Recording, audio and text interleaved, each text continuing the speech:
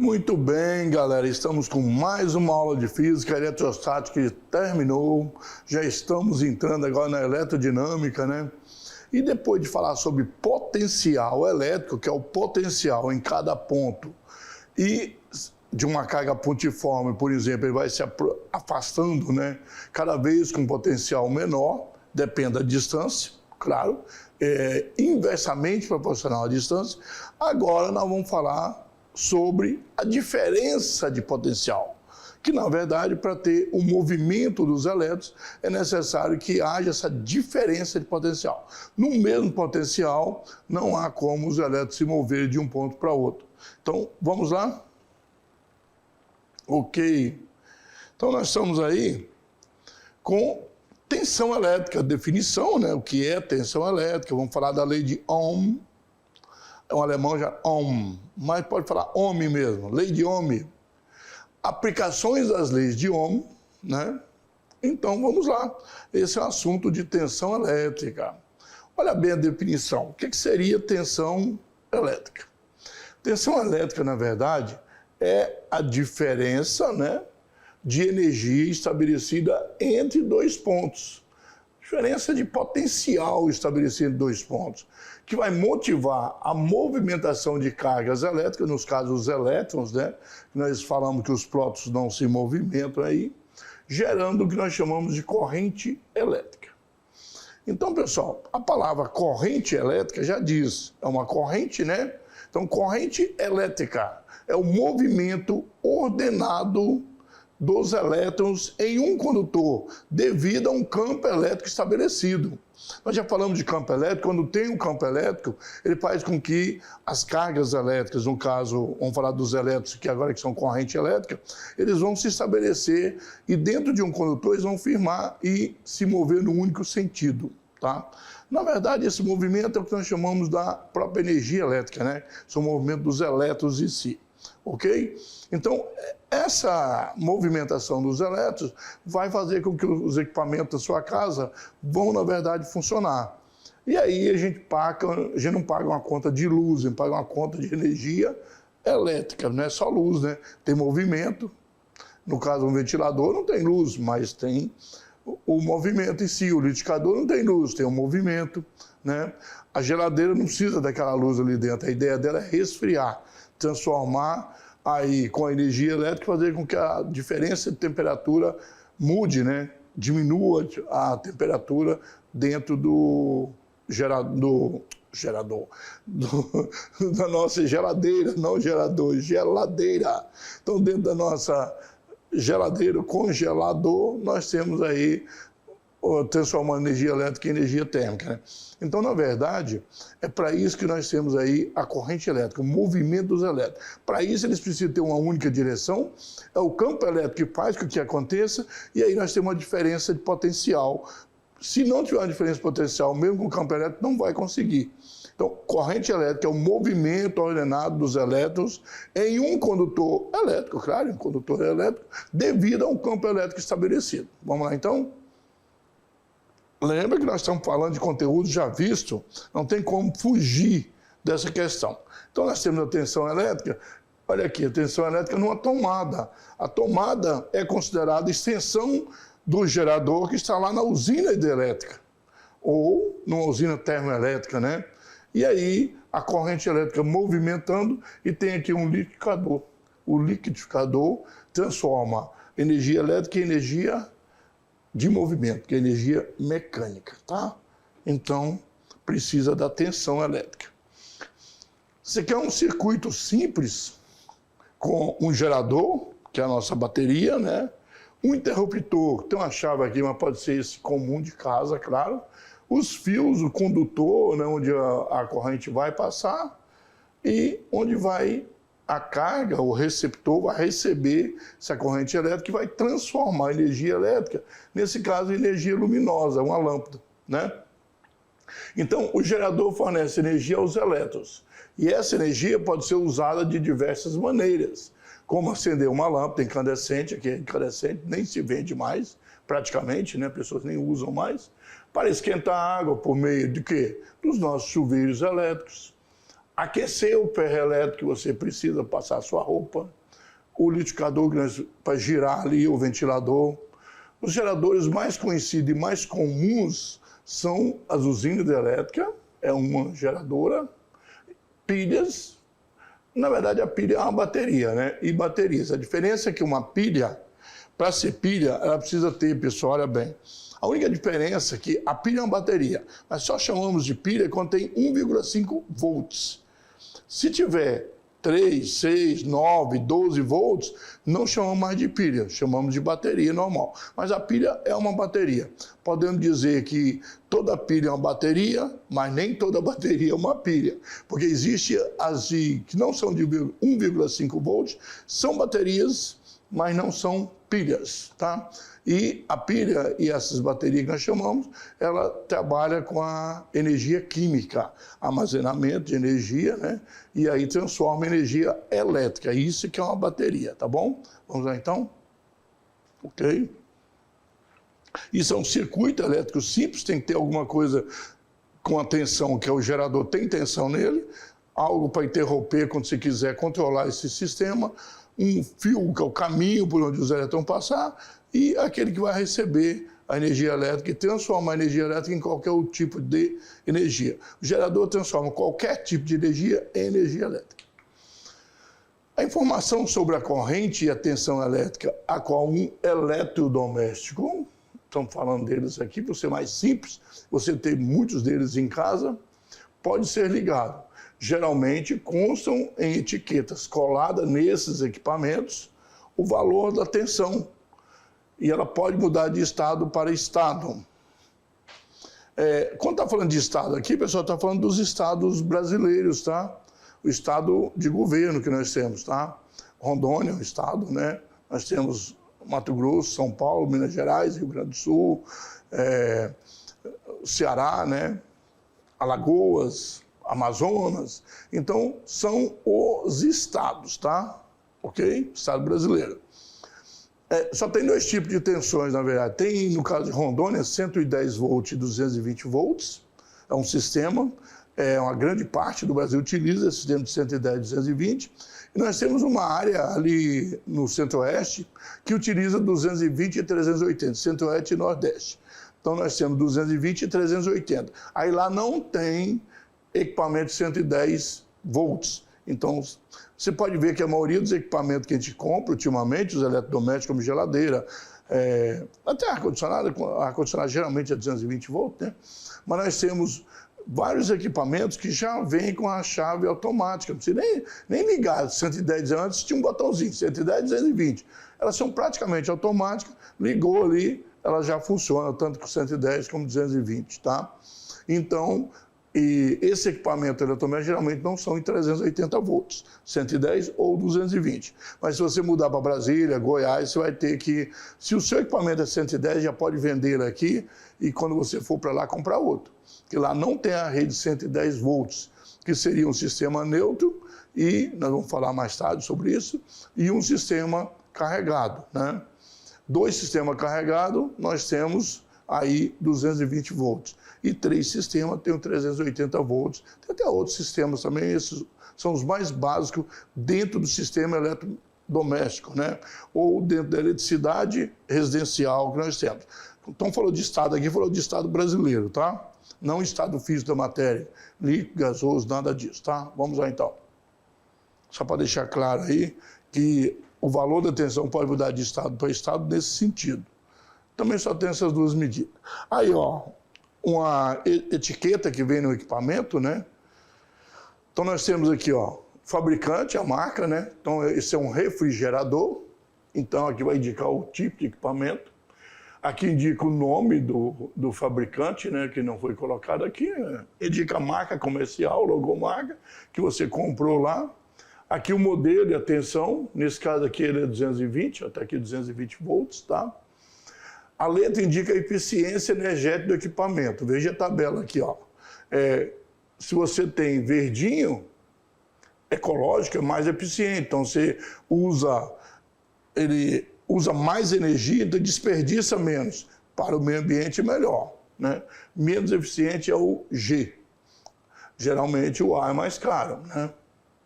Por quê? Porque tem uma tecnologia maior envolvida para ser mais eficiente.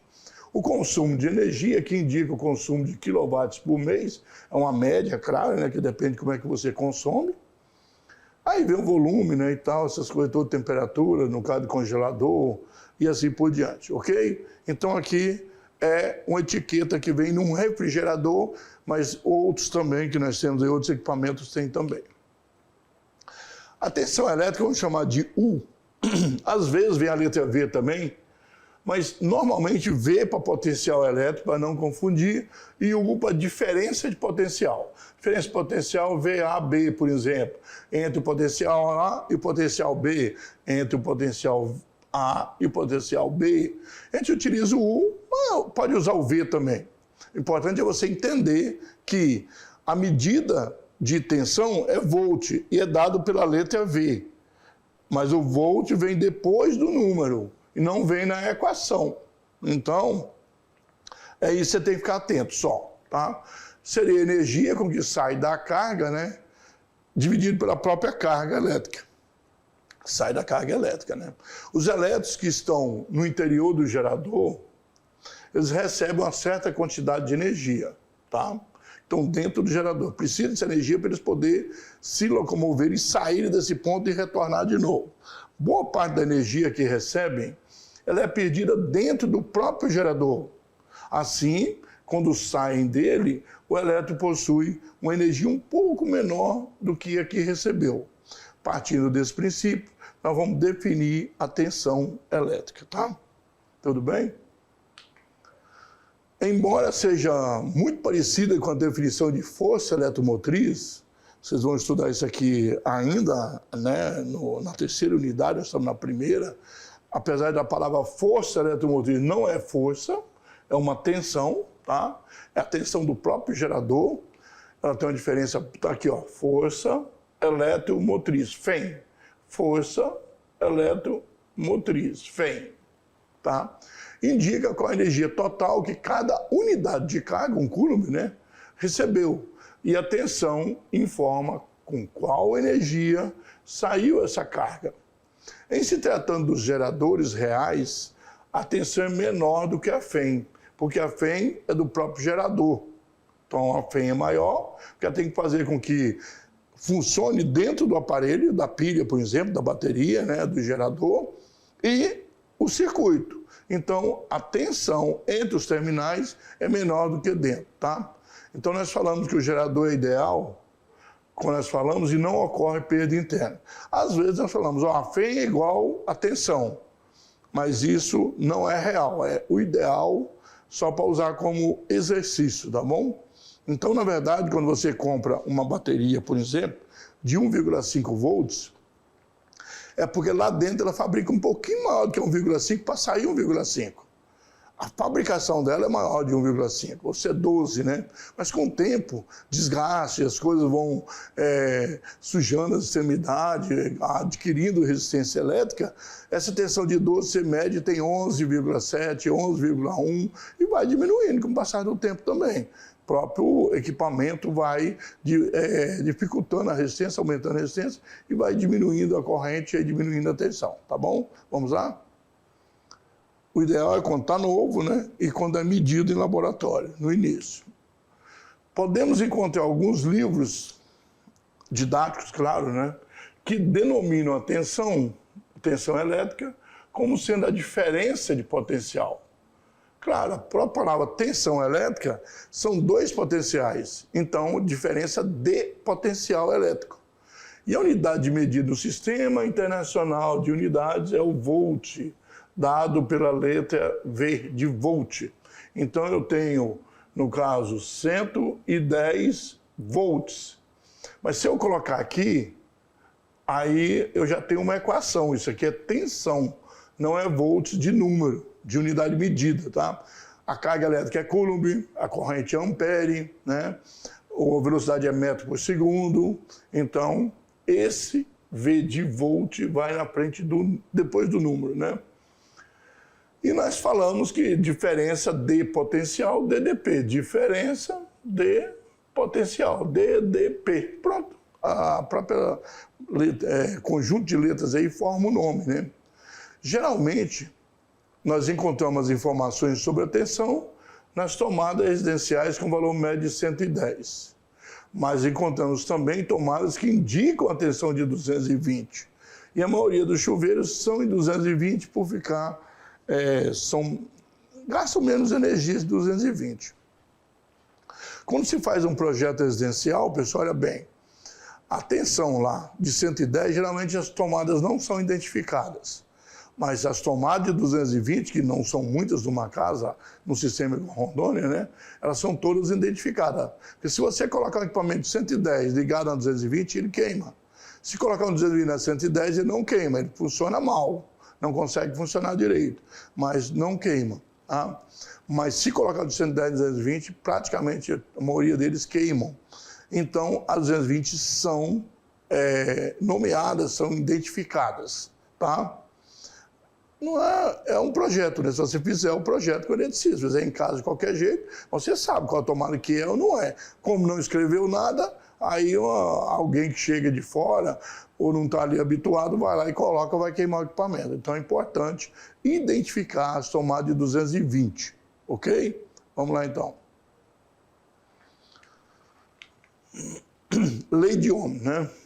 Ohm, George Simon Ohm, físico alemão, e ele estudou as propriedades da resistência elétrica e deu origem à lei de Ohm, que é a relação que você tem de uma tensão aplicada nos terminais de um condutor para que uma corrente elétrica possa passar por aquele condutor. Então, essa relação da tensão aplicada, que é a voltagem. Outra palavra também comum de tensão, essa aqui, ó, voltagem. Voltagem pode ser utilizado também. Voltagem, tensão elétrica, diferença de potencial, tá? Tudo isso pode ser nomes aplicados para a tensão elétrica, tá? Então, essa relação da tensão é proporcional à corrente. Por que que é proporcional à corrente? Porque se você aumenta a tensão, pessoal, olha bem, é proporcional que se aumenta a tensão, passa mais corrente. O que é corrente? São os elétrons tentando passar pelo condutor. Você quer aumentar a corrente elétrica, você aumenta a tensão. Porque se você tem um fio lá na casa, lá, você não vai trocar o fio só porque você quer mudar. Ah, não, se eu pôr um fio menor, eu passar a corrente maior, eu vou lá e arranco todo o fio da casa. Eu posso aumentar a tensão, né? É mais fácil do que todos os aparelhos, mudar toda a fiação dos aparelhos, ok? Então vamos lá. Olha aqui, nós temos um circuito simples, nós vamos ter aqui uma diferença de potencial, que é o mais e o menos, né? O sentido convencional da corrente elétrica, a gente diz que ela, dentro do gerador, a corrente vai passar aqui, né? E, na verdade, esse é o sentido real, tá? A gente sabe já, falando de corrente elétrica, que o sentido convencional é diferente do sentido real, é o contrário. Estudou de um jeito, depois descobriu que, na verdade, ela vai de outro. Isso não interfere em nada o estudo, a maneira dos equipamentos. Aqui, esses fios já têm resistência, tá? Mas a gente considera que uma resistência desprezível, a física gosta de desprezar, né? Desprezível, e aqui um equipamento elétrico realmente que vai consumir chuveiro elétrico, a lâmpada, etc e tal. A gente vai falar da resistência, tá bom? O Ohm foi um físico alemão, né? Ele viveu nos anos de 1789 a 1854, nasceu em 89 de 1700 e morreu em 54 de 1800, e verificou experimentalmente, olha, mostrou com experiência, né? Que existem resistores, nos quais a variação da corrente elétrica é proporcional à variação da diferença de potencial. Então, existe, mas existe aqueles também que não são tão proporcional assim. Simon realizou inúmeras experiências com diversos tipos de condutores, aplicando sobre eles várias intensidades de tensões, de voltagem, de diferenças potenciais. Contudo, percebeu que nos metais, principalmente a relação entre a corrente elétrica e a diferença de potencial se mantinha sempre constante. Então, pessoal, ele percebeu o seguinte, que como no início, fazendo esse trabalho, geralmente se fez com metais, né? Lembrando que esses metais aí são fáceis de condutores, a borracha tem dificuldade. Então ele percebeu o seguinte, que nesse caso, com pequenas tensões aplicadas a certas correntes, acontecia o quê? Acontecia que sempre aumentava a tensão, aumentava a corrente, diminuía a tensão, diminuía a corrente, de maneira proporcional.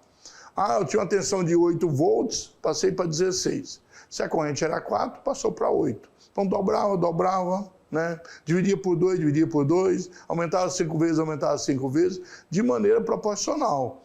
Ele percebeu isso. Vamos lá então. Claro que ele viu em outros casos que não era.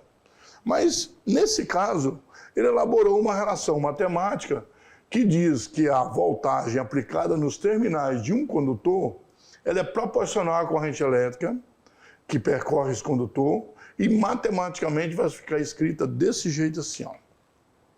Olha aqui, no lugar do U foi colocado o V. Eu gosto de colocar o U, né? Nesse caso aqui, a professora Deise fez a aula, ela colocou o V.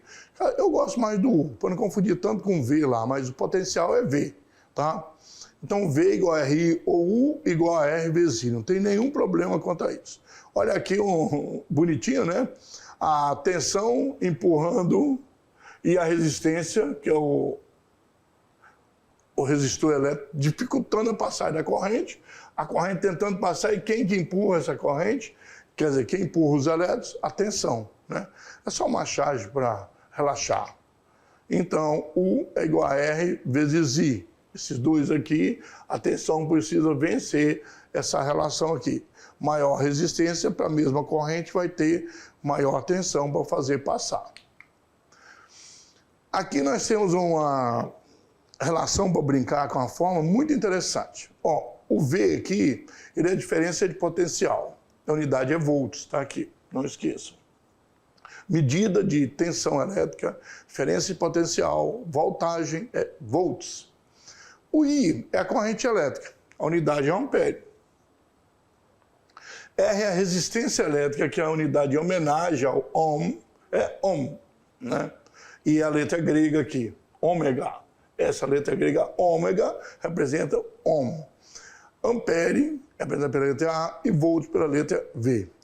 Aqui, ó, imagina se você quiser o V. Olha aqui, R vezes I, ó.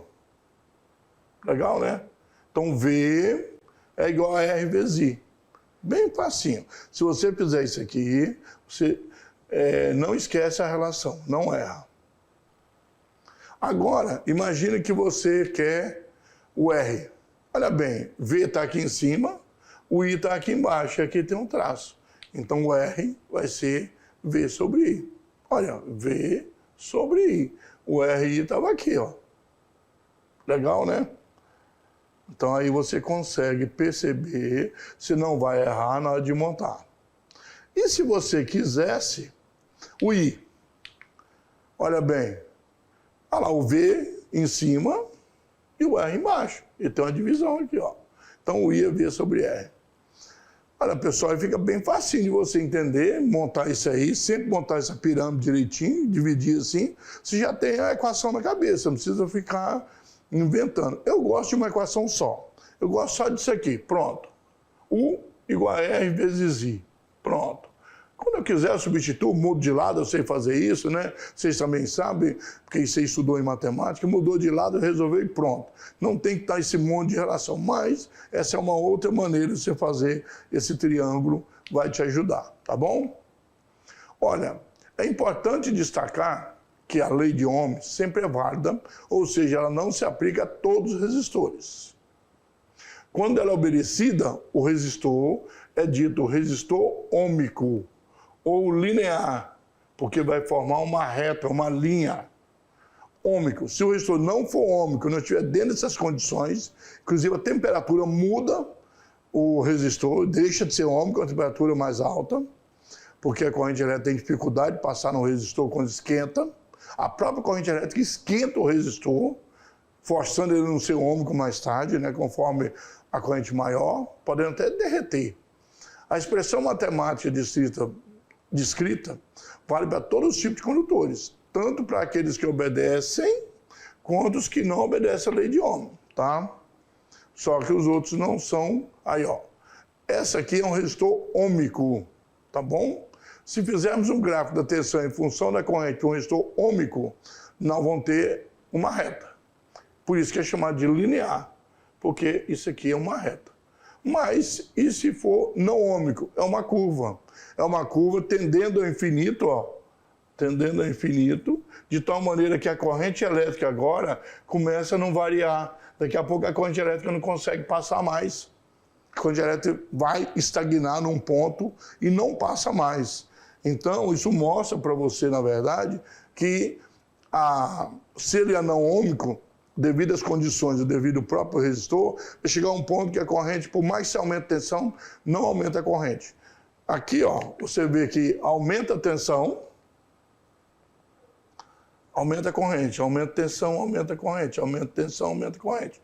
Aqui não. Você chega um ponto que você, ó, daqui a pouco você começa a não aumentar mais tanto a corrente, ó. Até chegar um ponto aí, praticamente não aumenta, né? Opa, tá torto aqui. Então aumenta pouquinho, tá? Fica claro então que o condutor que se submete a essa lei terá sempre o mesmo valor de resistência, não importando o valor da voltagem. E o condutor que não obedece terá valor de resistência diferente para cada valor de voltagem aplicada sobre ele. O pessoal tem que entender também o seguinte: quando nós estamos aqui no ensino médio, nós usamos a fórmula bem simplesinha. Quando você for para a faculdade lá, vai utilizar, você vai ver que essas fórmulas também é em forma de integral, né? É em forma de derivada. Aí não é tão simplesinho assim. No ensino médio, a gente utiliza as equações mais simples possível, tá? Mas a lei de Ohm, dentro da faculdade, onde você estuda, ela serve para o resistor ômico e não ômico. Só que aqui, para o não ômico, ela não funciona. Então, nós vamos trabalhar praticamente com o ômico. Mesmo no Enem, não se preocupe. Se aparecer um não ômico, não vai pedir para você calcular. Até porque essa equaçãozinha aí não vai calcular, tá bom? Então, vamos lá.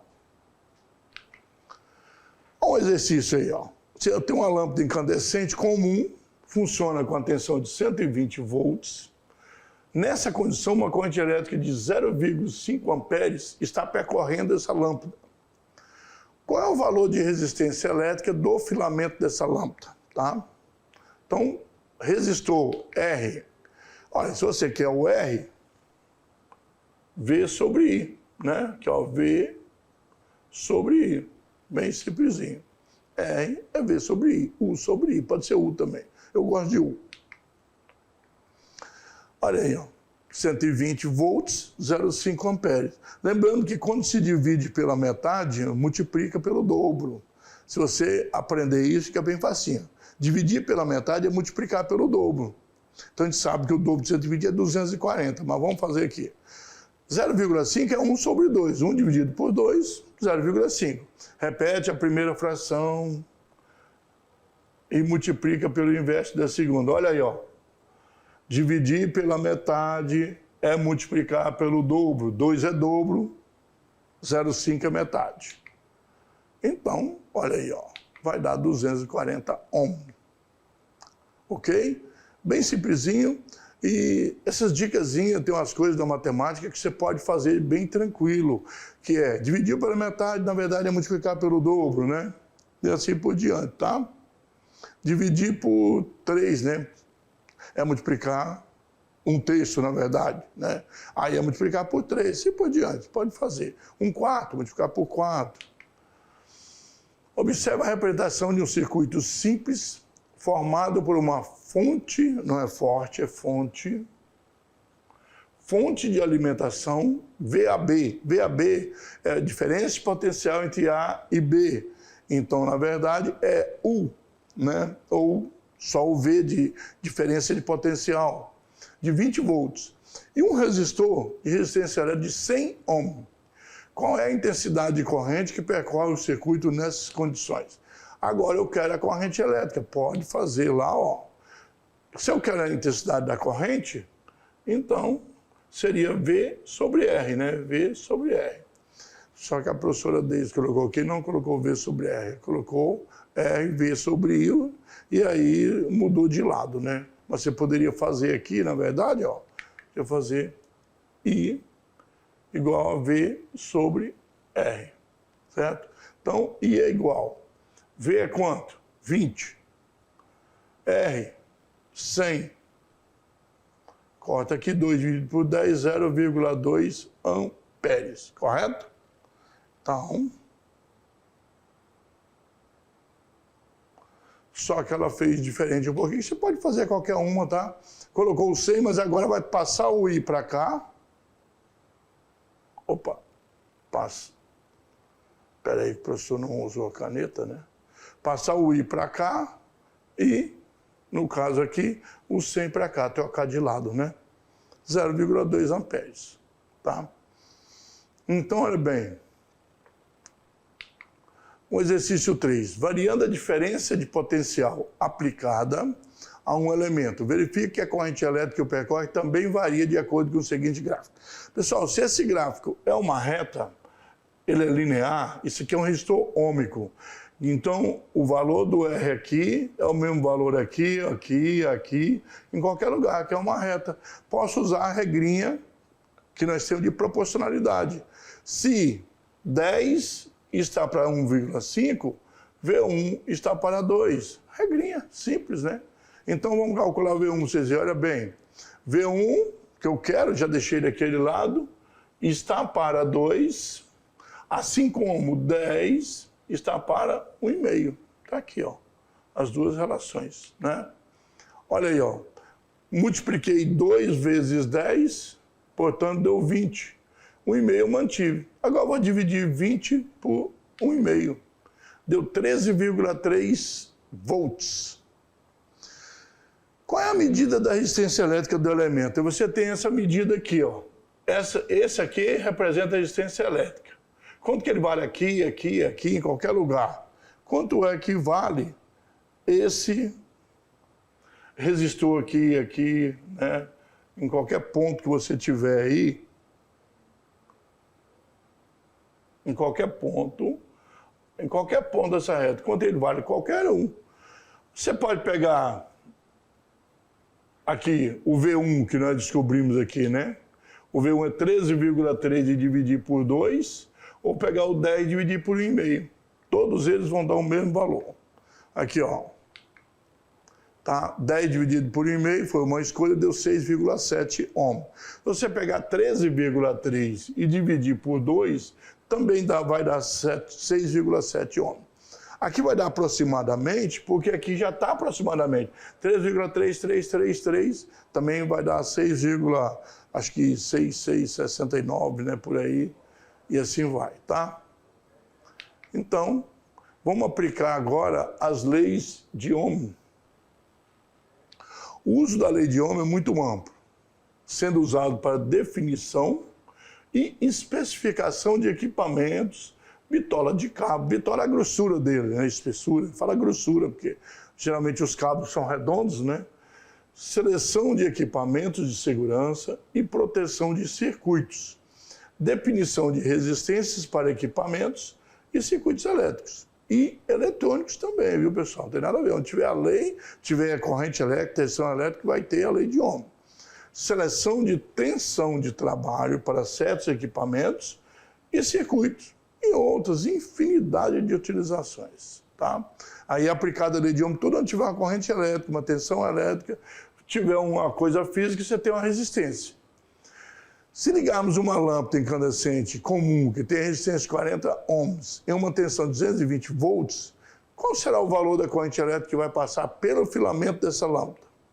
Aí, ó, eu tenho resistência e tenho tensão, né? Se eu quero, no caso aqui, a corrente elétrica, eu quero I. Então, V dividido por R. De novo, colocou o R ali, mas podia fazer diferente, tá? Então, vamos passar o I para o lado do 40 e 40 para o lado do I. Trocar de lugar, que estão em lados opostos, né? E aí eu tenho uma corrente de 5,5 amperes. Olha aí, ó. Tensão 220, resistência de 40 ohms, né? Pronto. Podia sair direto daqui, ó, e fazer aqui, já não passar por essa fase, né? Se você coloca I aqui, V sobre R, você vinha direto para aqui. Então, já não usava de fazer tudo aquilo, tá? Então, letra D. Bem facinho, bem tranquilo. Deram uma olhada aí nos exercícios. Bom, pessoal, nós vimos aí, aula de hoje, nós trabalhamos aí sobre tensão elétrica. Tensão, vamos pôr entre aspas aqui, que não é verdade que eu vou falar, é a força para forçar os elétrons a passar por uma resistência. Mas não é bem uma força, não, né? A gente até, a palavra força eletromotriz tem isso também, eles vão ver, mas não é uma força. A tensão elétrica ela é responsável para que os elétrons possam passar dentro de onde nós temos um condutor elétrico, em forma de corrente elétrica. Desde que se tem uma diferença potencial, estabeleça um campo elétrico. Por isso que a tensão elétrica é isso, essa relação que tem, o que a carga pode fazer, né, dentro do campo elétrico, tem que ter o campo elétrico. O campo elétrico, ele organiza os elétrons, deixa eles se movimentar de maneira ordenada, e isso nós chamamos de corrente elétrica. E a tensão é responsável por fazer com que essa corrente elétrica de maneira ordenada, que já tem um campo elétrico estabelecido ali para isso, passe por um condutor elétrico. Quer dizer, se você tiver um condutor com a resistência elétrica maior, nós vamos falar ainda uma aula sobre resistência elétrica, como é que calcula resistência elétrica dos materiais. Se você tiver uma resistência elétrica maior, você precisa de uma tensão maior para ter a mesma corrente. Isso quer dizer que é o que acontece com os equipamentos. Aumenta a resistência que, a partir do tempo, os contatos que tem ali entre os fios e tudo, eles vão criando sujeira, né? E isso vai dificultando, vai aumentando a resistência elétrica. Aquela coisa que vai encrostando, um dia que esquenta muito a capa protetora, que é o isolante, né, de plástico, ele queima e gruda ali, aí vem uma outra coisa e aquilo vai ficando, mudando a resistência elétrica daquele condutor ali. Aí, a tensão teria que aumentar para manter a corrente. O que acontece? A tensão é aquele equipamento que foi fabricado, ele não vai aumentar. Como ele não aumenta, aí o que acontece com a corrente? Diminui. Então, ele vai ficando menor. Então, o equipamento lá na ponta, a lâmpada, o que seja, ele vai fazendo o quê? Ele vai trabalhando forçado, com a corrente elétrica menor. Então, com o passar do tempo, nós podemos dizer que ele chega a queimar. Não chega bem queimar, mas vai estragando alguns equipamentos. Nem todo equipamento elétrico é só corrente elétrica, né? E tudo bruto, como era antigamente. Na verdade, nós temos muitas partes eletrônicas. E quando você não tem aquela corrente elétrica, aquela parte eletrônica que comanda, e tem um relézinho, tem uma coisa, tem outra, ela vai dificultando e vai atrapalhando. Como ela não consegue funcionar direito, com o passar do tempo, a gente precisa ir lá e pedir para consertar o equipamento. Mas, na verdade, se a gente cuidasse da manutenção sempre direitinho, duraria muito mais tempo, tá? Então, lembrando vocês aí que a tensão elétrica tem essa relação. E a corrente elétrica, ela está no circuito. Onde eu utilizo tensão elétrica? Você utiliza praticamente em todos os elementos que nós temos. Um circuito, se tiver um fio, né? Os fios elétricos são condutores onde a corrente vai passar. Vão ter muitos outros equipamentos, vamos falar aqui, como os resistores. Nós temos também os indutores, capacitores e muitos equipamentos, tá bom? Então, pessoal, lembrando que a aula continua.